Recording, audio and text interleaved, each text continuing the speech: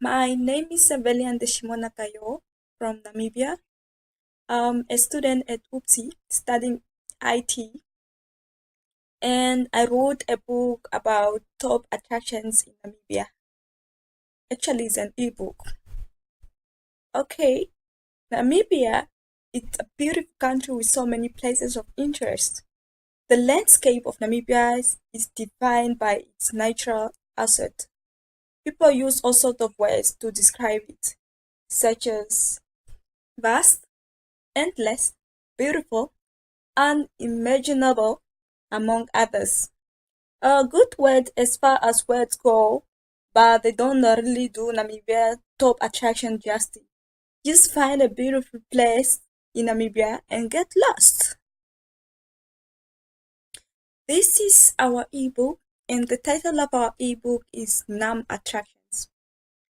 The Nam Attractions consist of 6 top places of interest in Namibia, such as Swakopmund, Namib Desert, Namib Naukluft Park, Etosha National Park, Skeleton Coast, and many others. In this ebook, we talk about Namibian history, talk about culture, talk about food, climate, and weather, and conservations. We also emphasize more on accommodations and different activities that you can do at the 6 top beautiful places of interest. And in order for you to get the information, we also provided you with links in order to enrich yourself.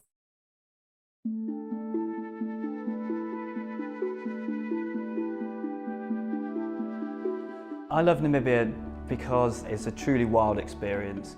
You can be well away from all these sort of normal tourist traps. Even people who've been on safari many times, Namibia offers them something completely different. It has everything that Africa can offer you in one country. It's like nowhere else in Africa, it's like nowhere else on the planet. It's so stark and barren, it's excellent for photography because the colours are so vivid. The landscape is just enormous. The skies are huge, the horizon goes on forever, and the wildlife is fantastic. My favourite personal destination would be Kunene up in the northwest. It's an incredibly remote area, there's just nobody there. You can meet Himba tribes that they don't even have a concept of what Namibia is, and they don't have a concept of where you're even from. For me, Namibia is definitely a self-drive destination. I think you miss all the fun, you miss the landscape if you fly between the destinations. You know, half the fun of Namibia for me is just driving around. You're in your car, you're watching the landscape change, you can see ostriches there's an oryx over there. It's just fantastic. One of my best experiences in Namibia was mobile camping up in the far northwest of the country. You go out with a vehicle, a driver guide and a camp hand, and you just set up camp basically wherever you feel like it. You're not near any other human habitation, you're really in the wild. Namibia really is an all year round destination. June can be a really, really lovely time of year. It's before the summer peak, but you still get the benefits of sort of going into the dry season, so the safari is really, really good. The foliage is a little bit less dense, the animals are congregating around the waterhole and things, and you don't get the crowds. With just 2 weeks in Namibia, I'd suggest you drive down to the south to the Namib Desert, one of the oldest deserts in the world, where you can see some of the tallest sand dunes in the world. You can then make your way up to Swakopmund, which is the adventure capital of the country, and the Skeleton Coast further north.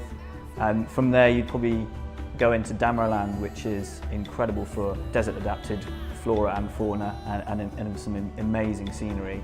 And finish your holiday on a real bang with Etosha National Park, which is where you're going to get huge concentrations of wildlife. We have first-hand experience of the country. We've been there, I've been there, it's my favourite country in Africa. You know, I will pass on that passion and that experience to you. We take care of everything for you, from your hire car to your activities and your accommodation and flights. Everything's taken care of.